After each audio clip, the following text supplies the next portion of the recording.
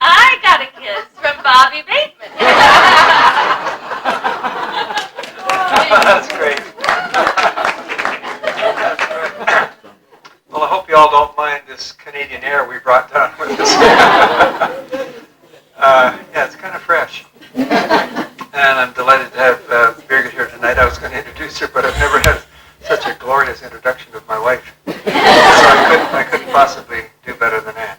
It was a great blessing. I think Birgit and I consider ourselves blessed to have known Ginny and Roger so well for so many years.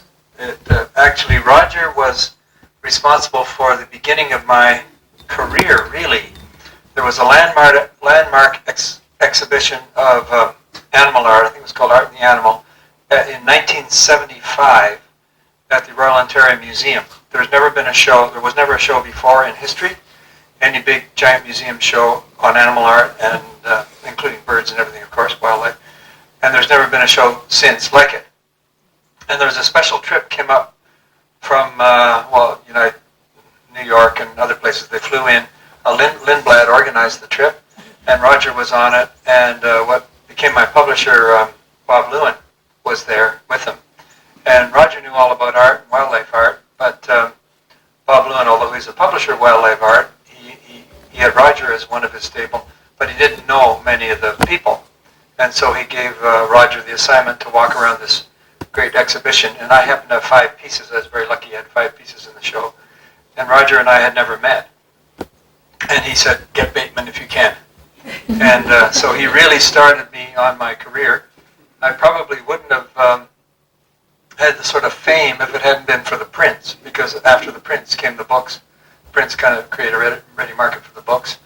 And then everything kind of built on itself. So I think probably that moment, Roger was responsible for at least lighting the match and setting off the fireworks, if you can call this fireworks. Then through Lindblad, Birgit and I have been privileged to travel all different parts of the globe with Roger, and in some cases with Ginny, to Africa, to Japan and China, and many, many different parts of the North America and South America. I've been to their house, our house, etc., etc. And it was always so wonderful just to feel him as a confidant. I couldn't think of a more worthy institution on the planet for the future of the planet than this one right here. And I hope you all will not make this a one-night wonder and will continue your support of this institution. Because, as E.O. Wilson said, biodiversity is creation. And in my view, wiping out biodiversity, which is what we're doing very busily in the 21st century, and we were doing it at the end of the 20th century, is wiping out creation. It's a sin against creation. I've been thinking about writing a letter to the effect to certain politicians about sinning against creation, but some of them don't read, so I'm not sure whether it would do any good to write them a letter or not. I'm serious. We're living in serious times. You've got an election coming up here. In November. We got an election coming up in a week or so up in Canada, and some politicians seem to be very intent on screwing nature into the ground as hard as they possibly can. I know Roger. I feel that his presence is here right now. But he's saying, right on. Birgit and I are staying in the same room that Roger and Ginny stayed in the bed and breakfast here. So I really do feel his presence. And following up on that, before I went on my little political rant, following up on that, on my idea, and I'm serious, that in order to protect creation, you have to know the names of the things. This is my pet hobby horse. Jim didn't actually say this, but that's what the field guides do. It's one thing to teach kids in school about photosynthesis and the carbon cycle and all that stuff, but unless you know the names of the different warblers and the names of the different, blackbirds or grackles or brewers or whatever it might be, you can lose whole species and you don't even notice. And one of my pet things, and I've been working on this up in Canada, is to have children get to know the names of their neighbors of other species. The names of their neighbors of other species. I've heard it said that kids can name 1,000 corporate logos, over 1,000 corporate logos in North America, and they don't know the names of 10 neighbors of other species. And the very first thing you need is a Peterson field guide. And I hope they're in every household. That would be my fervent wish. At least they should be in every classroom. Not just field guide to the birds, but I think the birds are the most important. Because there's another dear friend of ours and Roger's, Victor Emmanuel, who talks about birds. They are truly the canary in the coal mine. And we can see what is happening to the birds around us if we know their names. And then we know what's happening to us or will happen to us in the future. So the names are very important, and that's why I have written and said, here and there and everywhere, that Roger Tory Peterson was absolutely one of the most important men of the 20th century, because he made it possible for just ordinary people could buy this simple economical little field guide and flip through it and get to know the names. It's the names. Some people say it's the economy stupid. It's the name stupid. That's what it's all about. And that's what the field guide made possible. So, and that's what this institution is supporting, is of course the education and helping the teachers and so on to promote this and pass it on in the schools. So that's I guess that's the main thing I needed to say. Now, what I tend to do is do a walkabout through my show, but because of the number of people, I won't. I guess, and the constricted space, I just did a little walkabout by myself. I'm not sure how and where we can do it. I'll try to find some spaces and maybe talk. And do you have a suggestion, Jim? When you're done, I can give the order. Okay, I'm done. You can probably hear me, but you probably can't see this all that well. What I think I'll do, I'll talk about a number of the pictures, and then you can go and look at them at your leisure, because we just can't all be standing in front of them at once. And toward a little bit later, I'd like to go into the room where the prints are. There's some prints and reproductions in there, and talk about that. And maybe we can just all stand around in there. But I'll say a few things here, and maybe, if I'm lucky, you'll have some questions, because I really love answering questions, especially. Okay, this painting is they're all my favorites, but this one has some kind of special meaning to it, and I think it's because I used to be an abstract painter, as some of you might know. I was an abstract artist. Well, back when I was 18 years old, which was 1948, a friend of mine who was older than I was, he was in Tory College of Art, and as you know, I grew up in Toronto. I had been painting a la Peterson style, little studies of birds. I'd done the birds in our backyard. I did every hawk and owl in North America by the time I was 16, just little guys like this. And so that was the kind of thing I was doing, small studies of birds. And this friend of mine, who was much more sophisticated, and he said, you cannot do real art with a small brush. In order to do real art, you need to get a big fat brush and slap it on. Now, this was 1948. It was kind of the end of Impressionism. Post-Impressionism was all the rage. Van Gogh and Gauguin and all those guys. Of course, they were long dead, but they were all the rage. And other artists were around imitating this more painterly, loose style. And particularity in detail wasn't art. And I was an 18-year-old kid, and I thought, well, I'm an artist, and I want to do real art, so I put away the little brushes, and I got a big fat brush, and I started being an impressionist and working directly in the field. Some of you might know of the Group of Seven up in Canada. Was a group of painters we call our national painters that were around the turn of the century up to about the 1930s, and they painted the True North, Strong and Free, which is part of our national anthem. Do you want me to sing it for you? Anyway, O Canada, the true north, strong and free. We stand on guard for thee and all that stuff. And they painted in a fairly bold impressionist, post-impressionist manner. And so that's what I did. Then I became enamored of Cubism. And I was still painting directly in the field, but in a Cubist style. I liked Picasso and Braque and those guys. And then I finally went into abstract expressionism, the New York school, the big giants. Jackson Pollock I never emulated; he was the dribbler. But I liked Clifford Still and Franz Klein and Mark Rothko and others of that sort that some of you might know and some of you might not. I was, at the same time, I was doing this until I was 32 years old. And then someone told me, another abstract painter told me there was a show by Andrew Wyeth at the Albright Knox Gallery in Buffalo. And he said, you should go and see it. And I said, why should I? And he said, well, he's a damn fine painter. Well, I'd seen a magazine article with one of his pictures, and I knew he was a realist. And it amazed me, this abstract guy was talking about a realist. And in those days, realism was for the art establishment. From the turn of the century until that show, I think that Albright Knox show was a pivotal show in the history of Western art.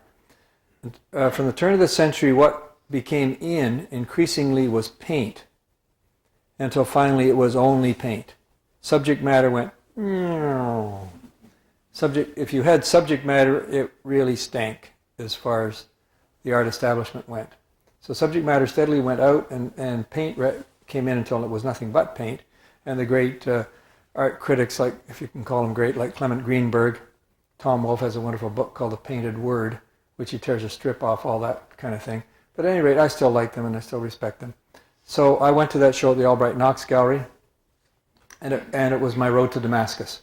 I just quite literally fell off my horse because I was an avid naturalist, had Peterson field guides and all that, and I was taking even teachers out, telling them how to appreciate nature, which is all about particularity. How do you tell the bark of a red maple from the bark of a sugar maple, and a slippery elm from a American elm? It's all about particularity. And how can you show particularity with a great big fat brush that you're slapping paint on with? So I was almost schizophrenic. I wasn't being truly me. But I thought real artists don't do that. But finally, through Andrew Wyeth, I took a few years to come back to my art, get rid of my art snobism, and came back to doing landscapes essentially, and bits of ecology that had wildlife in them as part of the landscape. And a lot of Wyeth-y sort of influenced things. Now this was influenced by a sense of emptiness, and just it's when you look at it, if you stand in front of it, I hope that all the cares of the world just fall away, as they would if you're standing by a pond, or if you've read Walden Pond, and you just get that feeling. You can breathe. It's a lovely pond with a little breeze going across it. There's nothing particular to look at, covering up the thing to look at that you would all look at. But it's not really necessarily about that. It's just about peace and emptiness, which is what Mark Rothko, the great painter of empty spaces, did. He just did. Well, buzz over to the Albright Knox Gallery if you haven't been there. I hope they have do they have the Rothko normally on display? I don't know if they do. They've got a beautiful Rothko there. I think they do, Yeah, and it's one of their great masters. You stand in front of it so it fills your peripheral vision, and it's like Zen. If any of you know a little bit about meditation, it's so hard to empty out, but you just stand there and it's just peace and emptiness. So that's what this is all about, and that's really hard to achieve in a subtle way. So it's not just flat paint, but it has a sense of depth and space, and all just the way the light shimmers across the pond, and just the select. Everything I put in here, I put here on purpose. I put together a painting like a watchmaker building a watch or a clock. And everything is just where it is. It's because I want it to be there, unlike a straight photograph. Now, I guess with digital you can manipulate things. But I use 5 to 50 photographs as reference in the average painting. But I've never found a photograph is enough. So, for example, those two lily pads are there because I want them to be there, because they stretch your eye across here and help create that plane and help lead direction to where the swallow is. And obviously, after what I just said, you all know the name of this bird, because you know your names of your neighbors of other species, and I'm sure there are tree swallows everywhere around here. So that's a tree swallow. Out west, nesting on our house, we have what looks like tree swallows, but they got white faces. Otherwise, they're about the same. Now, what I've also been interested always in is giving a sense of space and air and depth. Sometimes people say about my work, "I love your work, it's so detailed." That is not a compliment. That's not an insult either. It's like saying, "I love your sweater, it has so many stitches in it." That does not mean it's a great sweater. An Irish knit is not inferior to a lamb's wool sweater. In fact, it can be wonderful detail or pathetic detail, or wonderful bold loose stuff or pathetic bold loose stuff. And as I was saying to a group a bit earlier, my favorite artist, the two favorite artists maybe in the world, Andrew Wyeth is one, and he is quite detailed. But I also love John Singer Sargent. He's just a brilliant genius that paints with grace. And I also really love Vermeer. If you haven't seen Girl with a Pearl Earring, see it. I don't know if you've read the book. Birgit and I both read the book and seen the movie. And I think we like the movie better, although we like the book too. Unbelievably beautiful sense of light and so on. And Vermeer was not a detailed painter, but his stuff looked like photographs. Anyway, what I'm after is not the hair on the lion. When you go into the African room, you'll see I've evidently got every hair in the lion's mane. I don't. I'm after the air in the hair, the feeling of the form in the hair and the clumps. And when I'm painting the grass, look at the grasses behind that lions in the grass painting. By the way, there's 5 lions in that painting. You can easily see 3. I couldn't find a fourth and fifth one at first tonight, looking at it again. But there's air in the grass. And if I painted every blade of grass, there'd be no air in it. It would be like grass wallpaper. So when you look at my paintings, don't look at them in terms of, they're not that detailed. I'm not anywhere near as detailed as Roger. But I'm after that sense of mood and air and space and light. Not that that's any better than a Peterson painting. There's a lot of absolutely fantastic, wonderful, magical ones where every particularity is shown. But that's not what I'm after. So in the case of the tree swallow, and I don't know, is it glaring? If I tip it, does it help? Is that better? I hope that, I know it's very small for many of you. I hope this tree swallow pops off and there's air behind it. From where you are, it might be hard to see. You can come up and look at it closer later, or we'll put it back on the wall. That's a simple device. There are probably some people in the room that do some painting. I save my black and my white like an ace in a card game. Some card games, you save your ace where it can be the most devastating. So you just, bing, down comes your ace, and you just wipe out whoever you want to wipe out, the opponent or opponents. And that's what I do with my black and my white. If black is 0 and white is 0 and black is 10, I almost never play 10. I sometimes play 0, but not very often. And I virtually never played my full 10. My, I guess, ace of spades, if you like. I hold it back. My most famous painting is called Midnight Black Wolf, and there's no black in the painting. It's a study in black on black, but I've held back and I haven't used real black. If I've got 9.6, 9.8, 9.07, and just the slightest variation in tone. I did it as a challenge because I did white encounter polar bear. And the white encounter polar bear is like composing a whole piece on the piano in about 3 or 4 notes of the treble clef. You have to make a whole expressive piece that shows everything you need in just those 3 notes. And you don't allow yourself to do all this. And it's an interesting exercise, and I think that's actually my most sought after print is White Encounter Polar Bear. Anyone that owns it won't sell it. And I did the black wolf, the same thing. I have a black wolf against a black background. And it has this sense of mystery, which is the essence of art. So I've read. Mystery is one of the things one that really makes art.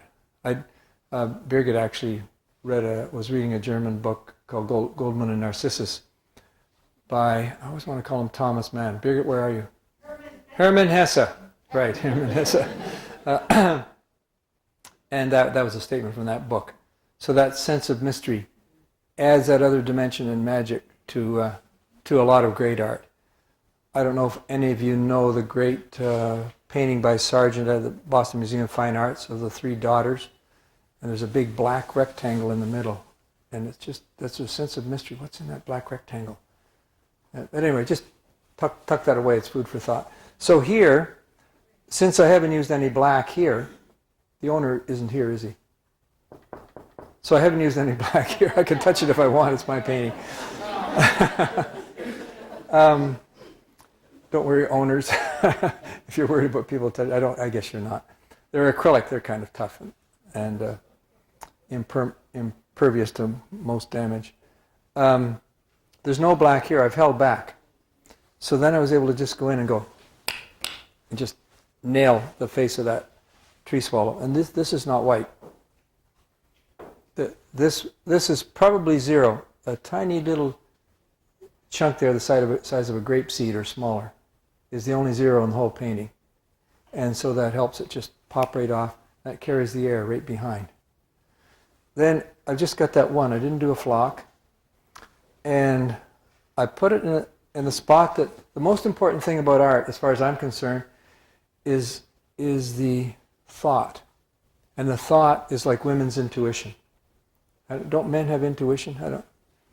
I don't know. If women are the only ones with intuition, that's the most important thing. It's probably more important than all this stuff that men think. It's just, for some reason or other, it makes deep wisdom and sense, but you can't really explain it. And that's the same with the idea for a painting. It's the intuitive reason for putting it here. I never took a course. My degree's in geography. I took geography so I could get free trips into the wilderness to paint during my summers. And I never thought you needed to take art to be an artist. I still don't, even though I taught art for 20 years. It has nothing to do with whether you're going to be an artist or not. I just always knew I'd be an artist. I just never thought I'd sell my paintings to support myself on it. I didn't sell anything till I was 35. A full-time teacher till I was 46, high school teacher. But I did take one. They forced me, since my degree is in geography, they forced me to take a summer school course in art so I could learn to be an art teacher in order for my paperwork and my certificates to look right. And I did take one course in design. I'll tell you the only thing I know, in case you want to know something about design. This is Bob Bateman's total content in design.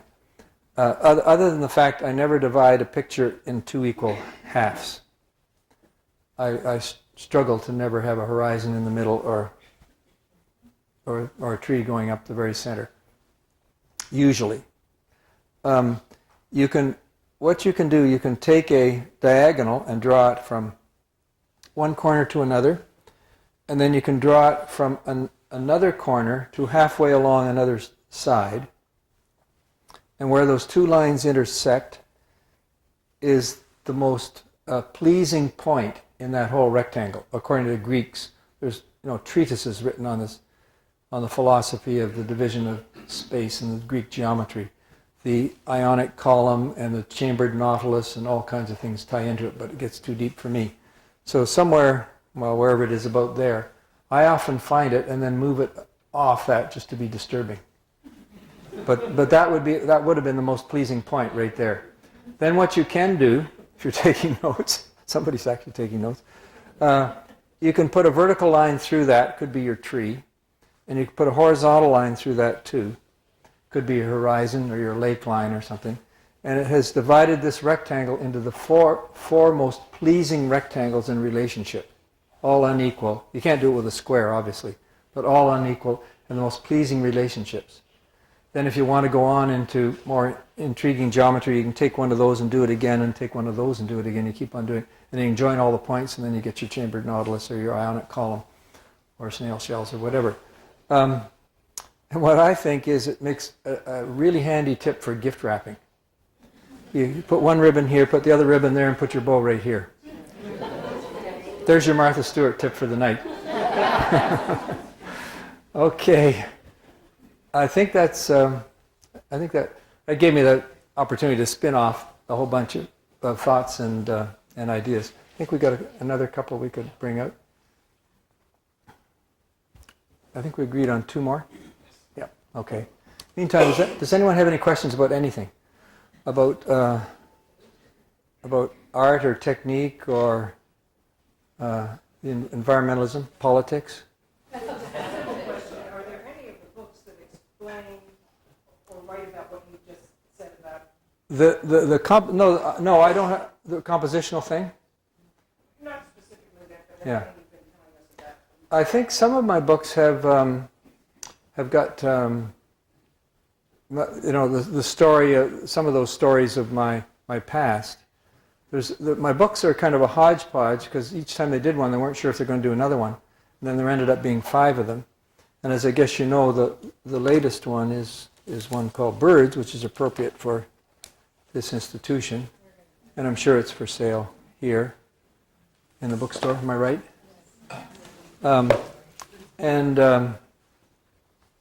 I do have a website. The guy who's taking notes can write down my website, and you can all ask him later. I do have 2 websites, in fact. Probably the one that would interest you most is it's fairly recent. It's called robertbateman.ca. That's easy. Just my name all rolled into one with a CA for Canada. And the other one is my ideas and my ranting and various things about the environment and the way teenagers are going, called Homo sapiens Teenager Consumerensis. And on it, I got an essay on education. I got an essay on art and prints and etc. And that's called BatemanIdeas.com. And yeah, I have an essay on education, but maybe not exact. But the one the other one is a growing one, the robertbateman.ca, and I'm dictating currently to my secretary kind of a memoir, and I'm bringing out some of the evolution of the way I came along as a kid and a young naturalist and a young artist and that kind of thing. So it might come out there. Okay, this one is it's a relatively recent painting, and I think it's in that book as well, 2001. It's of a hairy woodpecker. And again, I don't have the woodpecker at the dynamic point because I moved things off. I didn't want things to be centralized. Very little, I'm sorry it's so small for people back there, but you can go up and look at it closer.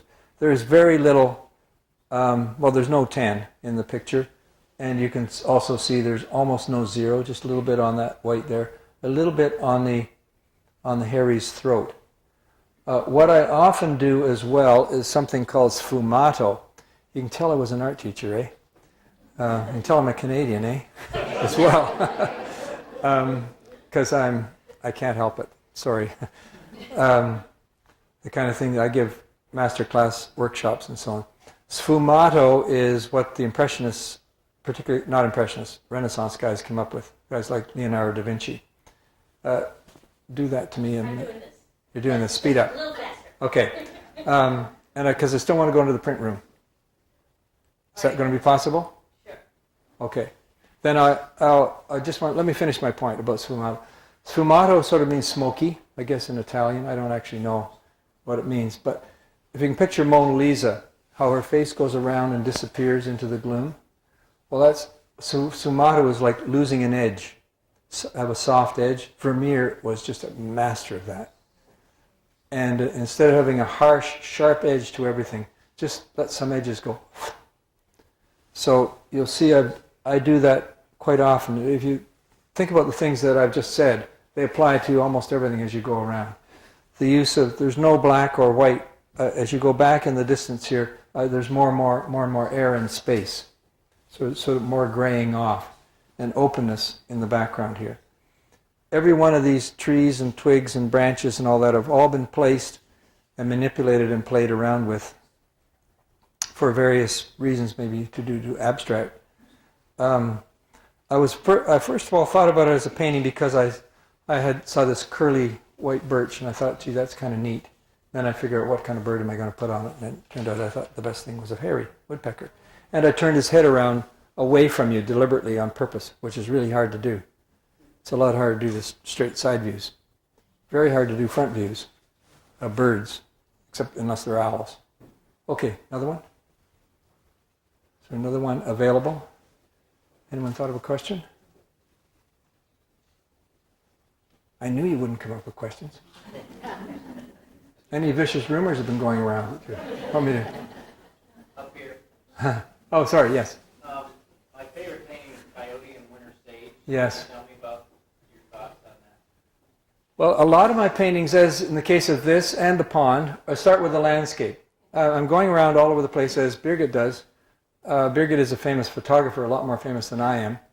She has a book with Peter Matheson on Antarctica, on the trip that we were on with Anne and others in this room, and another trip with Peter Matheson. Peter Matheson wrote the book, it's Birgit's photographs in the book, called End of the Earth. Is it for sale here by any chance?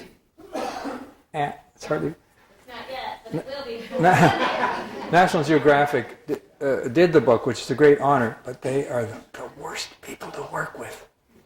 And they haven't bothered to distribute it. You know, it hardly got reviewed, and it's a fabulous book. Okay.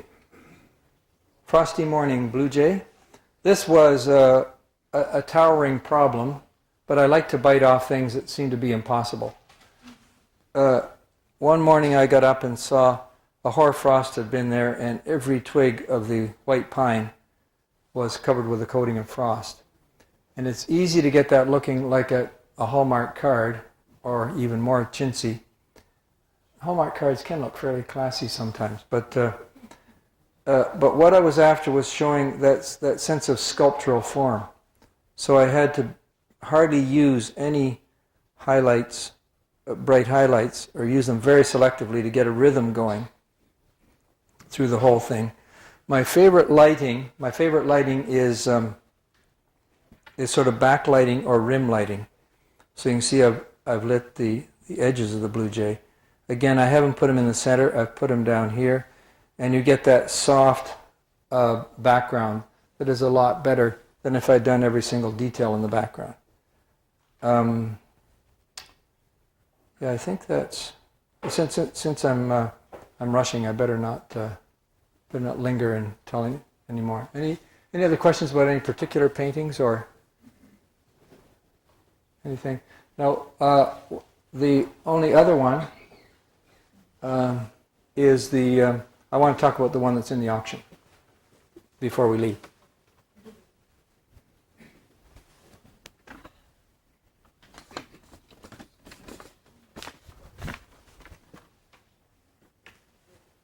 I got all kinds of stories I could tell about many. There's one, in fact, I could tell stories about all of them. There's one of a swan over Lake Erie. If you're not holding the mic, you have to talk louder. Okay. I could tell. Yeah, I guess I won't take time to talk about more.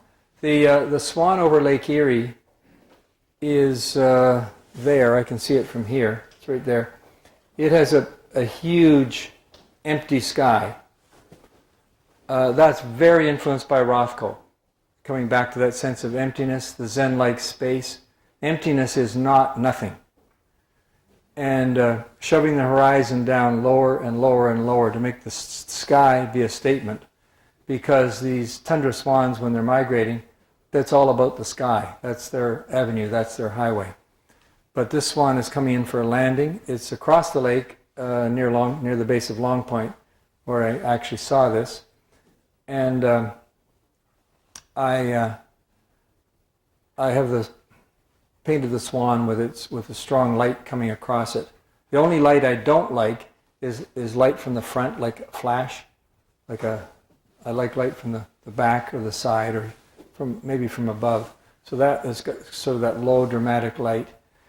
And it's very challenging to do that blended sky. Like emptiness is harder to paint than a whole bunch of leaves and stuff. You don't need to bring it, because I'm just about finished. If you look carefully when you wander by the painting, up in the sky is a jet vapor trail. which echoes the wing of the swan. And so do the snowbanks echo the wing of the swan.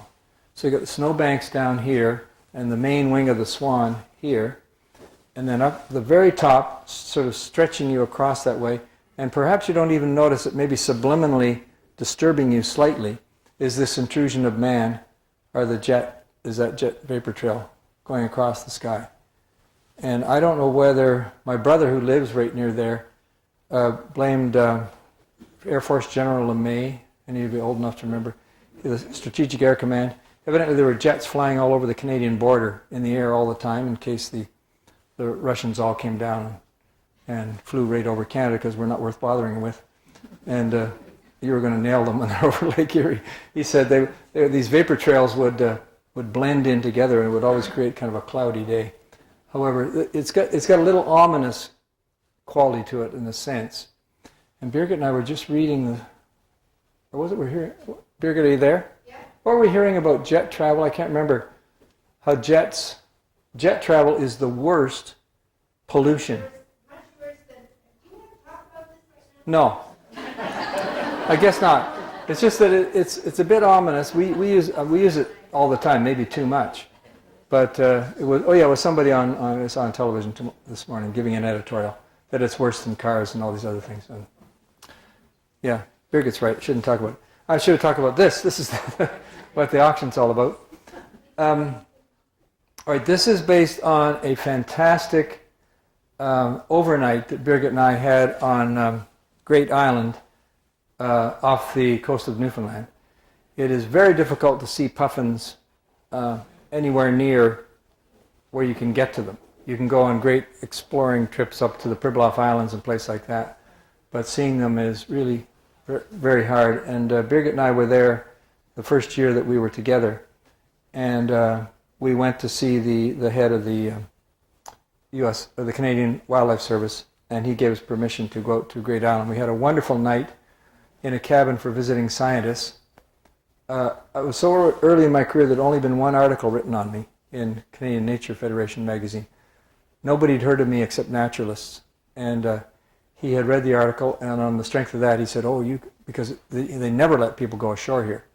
People come from miles around, from all across the states to go. Forget it, you can't go. Anyway, he let us go, and we had this fabulous night on this island. And in the middle of 10 o'clock at night, the Leach's storm petrels come in by the thousands. During the day, you wouldn't know they're there, but there's hundreds, if not thousands, of burrows all up in this stuff under the trees. There's no Leach's storm petrels in this because they only come at night. And they only come at night because they're little guys, they're not much bigger than starlings, and the gulls would eat them. If there are peregrines around, they'd eat them. They'd just be like little snacks, they just grab them. So they come in the middle of the night when the gulls are asleep, and they go to their burrows, and they come for hundreds of miles out at sea, and they call to their mates in the burrow. And the air is full of these things like bats at Carlsbad Cavern, and the mates are calling from the burrows, and the air is just filled with this sort of gibberish going. You can hardly hear yourself think, and they're flying through, and they're seeking out their mates. It's amazing how they can come from hundreds of miles away and go exactly right to their mates, and then feed the mate or the chick, and then they leave again before dawn, so they're still safely out at sea. And so Birgit and I were able to just sit at leisure in the cabin and view what was going on. There, of course, is a herring gull here, and puffins up here that nest in the turf, and down on the steeper cliffs that are totally inaccessible are the kittiwakes, which, as you know from your Peterson field guide, you can easily tell they don't have any white dots in the primaries. Sorry, I can't help myself giving you the field marks. And they don't have any red dot at the bottom of the bill here, which evidently chicks, when they're pecking at gulls' bills, they aim for that red dot, and the mother opens or father opens their mouth and regurgitates. But the herring gulls were preying on the puffins, and I just have to tell you the story, and then we'll move on. Okay? It's kind of a gruesome story. I'm full of these gruesome stories. The herring gulls are kind of mean, predatory creatures, They normally eat fish, but they've been spoiled by us, which I'll come to in a minute. And what they would do, you can see how big, much bigger they are than the puffins. They don't want to bother going out fishing. The puffin goes out to fish. And the puffin may fly 40 miles, and as you know from seeing pictures, they can pick up a whole row of sand eels and others in their beak to feed the chicks. So out 40 miles, back 40 miles, an 80-mile round trip, they come back. And the herring gull is an absolutely aerobatic genius. And the puffin can barely fly. It's like a bumblebee, which, according to physics, shouldn't be able to fly. And puffins are darn near the same. They just go brrrr in a straight line. They can't maneuver anything at all. And the herring gull just comes in and just keeps bugging the puffin until it drops the fish. Herring gull grabs the fish, then another 40 miles back out to where and then the herring gull is just waiting by their burrows. The puffins have no choice. And the chicks get hungrier and hungrier because they're missing trip after trip, and eventually come out to the mouth of the burrow to see what's wrong, and that's what the herring gull's waiting for. Just grab the chick by the neck and then they eat the chick. So it's bad news for these guys, and I blame it on Joey Smallwood, who was the first premier of Newfoundland when Newfoundland joined Confederation. It was the last province to join back, it was the 50s or 40s or something like that. And he decided to do what I think is a bad idea, bigger is better, and close down all the little fishing ports all around Newfoundland and amalgamate them into great big ones and have big commercial fishing in a few fishing ports. So these other ones, the people all went out of business and closed down, and they had to move. And then they had big trawlers and things, totally destroying the fishing grounds, incidentally. And then the wives could work in the fish plants, so they were commercialized. No, they're all closed down too because they destroyed all the codfish. It's gone, zero. There's no cod fishery anymore. But while they were doing that, they created a whole new setup for the herring gulls. They created garbage dumps. Formerly, there were no garbage dumps in these little ports because they used everything. And so then they had garbage dumps. The herring gulls, the winter was the thing that would kill off the herring gulls because they couldn't live through the winter until the garbage dumps came along. And we developed a whole culture of absolutely sort of rats with wings. Garbage dump birds who preyed on puffins in the summer, and the herring gull population went up because they weren't killed off by the winter, and the puffins are suffering. So as Chief Seattle said, man did not weave the web of life, man is but a strand in the web of life. Whatever he does to the web, he does to himself. And now I better move on. The picture trip, high out. Oh yes. This is going to be an auction item. It is one of the, I think it's the only painting I've done of a colony of this sort. So you get, if I'm being a salesman, you get three species for the price of one. And we donated it to, and I just finished it with the finishing touches. I don't know if the date says 2004. It's the last painting I have worked on. And incidentally, in this book, this isn't, I'm off the topic of the auction, but it does show a picture. Put that down. It shows a picture of the, this is another painting. So this one here is in the book here, not finished. And this one shows the gull coming out of the mist, attacking the little puffin, trying to get away. And High Island, Victor Emmanuel, absolutely wonderful human being who absolutely worshipped and was a great friend of Roger's, so the feeling was mutual, runs birding trips. Birgit and I have been on a number of trips with him. We first met Victor right here at RTPI, who came up from Texas because I was giving a lecture here. Also, I think there was a board meeting. He was on the board too. And Birgit and I were on this trip to High Island last year or the year before? 2 years. Yeah, it was 2 years ago. And it is fantastic. It's one of the epitome of all birding trips that you can think of. I used to go as a kid to Point Pelee across the lake here in May, and it's very good, but at Point Pelee there's tens of thousands of birds. There's actually watchers now, people who actually study the bird watchers. There's so many you can't even park. The parking lots are absolutely filled. They have overflow parking, etc., etc. I don't think we'll go anymore during the peak season. We were there with Victor down at High Island, which is on the Galveston coast. You make your own way down you have to get to Houston first, but then you go with Victor on this trip. And it was wonderful because the birds come across the Gulf of Mexico. They come to this one little clump on all that great, rather empty and agricultural coast, great little oasis for birds. And quite often, if you're lucky, there'll be a fallout or a fall down where the birds are exhausted, and they're just all around the ground, all kinds of warblers and tanagers and buntings. And we had a magical afternoon in a meadow with rose-breasted grosbeaks and cardinals and blue grosbeaks and was it lazuli bunting or painted bunting and indigo buntings. It was like a Christmas tree. It was a meadow with trees at the edge, and there was many, many, many of those birds I just mentioned. It was really like Christmas decorations all over the trees there.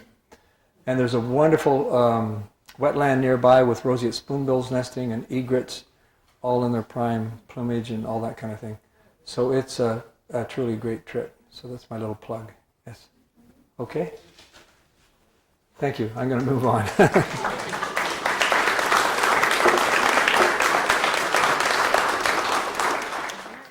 You actually got a very nice story about the painting, so you have really lots of background, and you can see it's a beautiful painting. Sold it $8,500, and thank you very much.